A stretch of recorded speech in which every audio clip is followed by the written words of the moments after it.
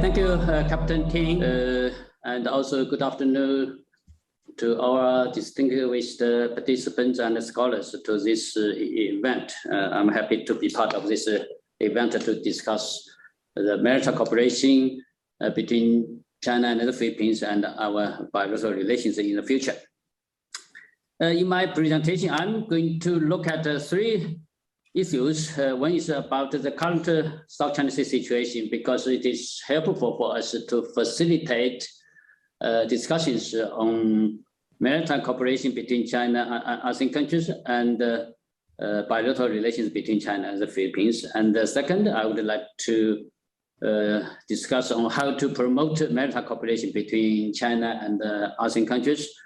And finally, if time allows, I would like to address the future bilateral relations between China and the Philippines.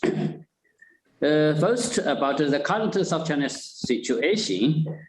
Against the backdrop of the lingering COVID-19 pandemic, the Russia-Ukraine crisis, and the geopolitical conflicts in various forms, the South China Sea faces many uncertainties and dilemmas in cooperation at sea. The current South China situation is featured by, number one, in my opinion, the new and biased US policy towards the South China Sea is the biggest external factor undermining peace and stability in the South China Sea. Since it gave up its neutrality on the South China Sea in 2020, the hallmark was the statement given by then the Secretary of the United States on July 13th, 2020. So since that time on, the United States has been moving fast in building a modular alliances and partnership system, and conducting strategic encirclement of China through four major mechanisms: the Quad Security Dialogue with Japan, India, and Australia, which just concluded this year's summit meeting in Tokyo just a couple of days ago; the AUKUS military alliances with United Kingdom and Australia; the alliances with Japan and the cooperation with the Philippines and Vietnam. The focus is on the military containment of China. In the US Indo-Pacific strategy, the above minilateral security cooperation mechanisms have different yet overlapped priorities and divisions of labor. Among them, the Quad shows signs of expanding into the South China Sea. The United States, the Philippines, and Vietnam are making step-by-step progress in their institutional and regular cooperation on maritime intelligence sharing, base use, equipment support, and policy coordination on the South China Sea issue. That is number one. Number two, the US military presence and activities under the framework of its new Indo-Pacific military strategy are the biggest driving force in the militarization in the South China Sea. The Biden administration aims to build an equilibrium of influence to the United States' preferences and values. It has launched new military programs such as integrated deterrence and Pacific deterrence to step up deployment of strategic forces in the South China Sea and the surrounding areas. In the militarizing the South China Sea, the United States has conducted forward deployments, military exercises, freedom navigation operations, and cruising reconnaissance operations and other activities targeted at China in the South China Sea. As a result, interaction between China and the United States is evolving into strategic confrontation featuring deterrence and counter-deterrence, reconnaissance and counter-reconnaissance, control and under control. On top of standing more about one nuclear-powered submarine and one aircraft carrier task force to the South China Sea every month on average. A series of US moves are undermining the strategic balance in the South China Sea and the surrounding areas, making the China-US military competition increasingly white hot and triggering an arms race in Southeast Asia and other parts of the Indo-Pacific region on conventional weapons, including submarines, missiles, and air defense systems. Number 3, unilateral actions by some government countries, particularly oil and gas development and island expansion in disputed waters, are the main internal cause of tensions in the South China Sea, in my opinion.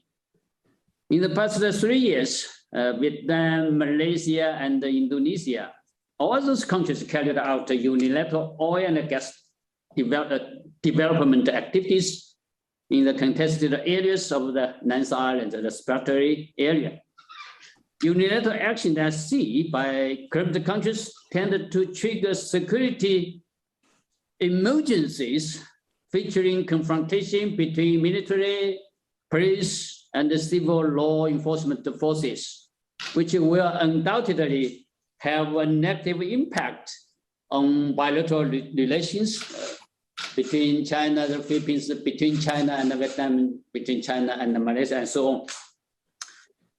In 2002, China and 10 ASEAN countries signed the Declaration on the Conduct of Parties in the South China Sea, in short, the DOC, in Phnom Penh, Cambodia. Under the DOC framework, China and ASEAN countries have carried out a series of practical cooperation at multilateral and bilateral levels. For example, at the multilateral level, they set up a hotline platform for senior diplomats to respond to maritime emergencies, conducted joint maritime search and rescue exercises, launched a marine emergency hotline, and built a marine search and rescue information platform. At the bilateral level, for example, China and the Philippines have set up a bilateral consultation mechanism on the South China Sea, and since 2016, China and the Philippines conducted regular cooperation in such fields as fishing, farming, and maritime law enforcement. Therefore, in the 20 years since the signing of the DOC, our parties have reaped some impressive early harvests in such fields as enhancing mutual trust, conducting practical cooperation at sea, and managing crises, demonstrating its unquestioned and special contribution to the generally stable and controllable South China Sea.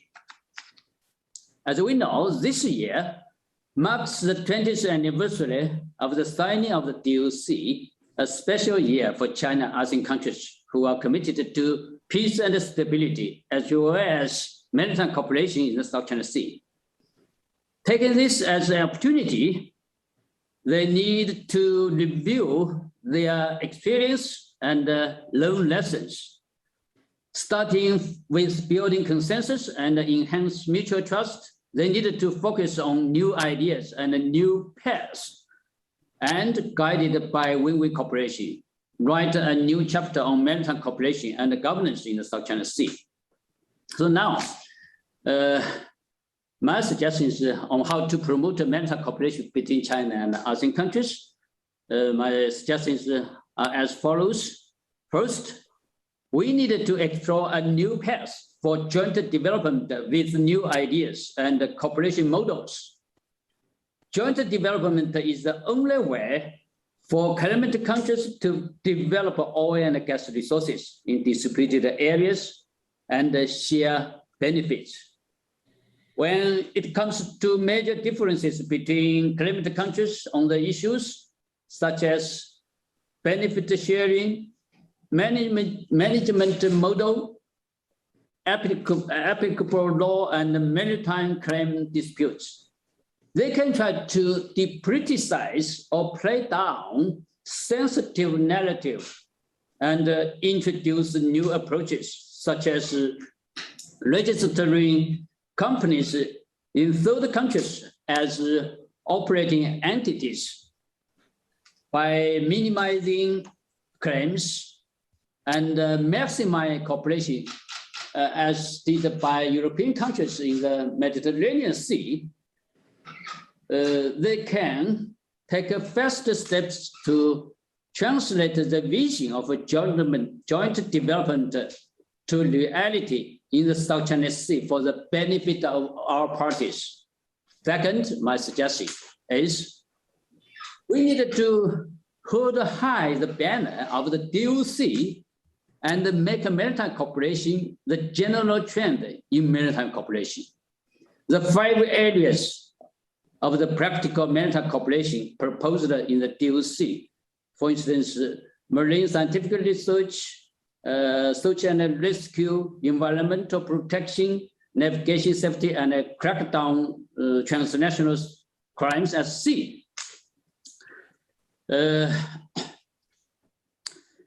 So the DOC cooperation, our urgent matters for sustainable development and maritime governance in the South China Sea, especially eco-environmental protection, humanitarian search and rescue, and the waterway safety concern, the common interests and responsibilities of our countries in this region.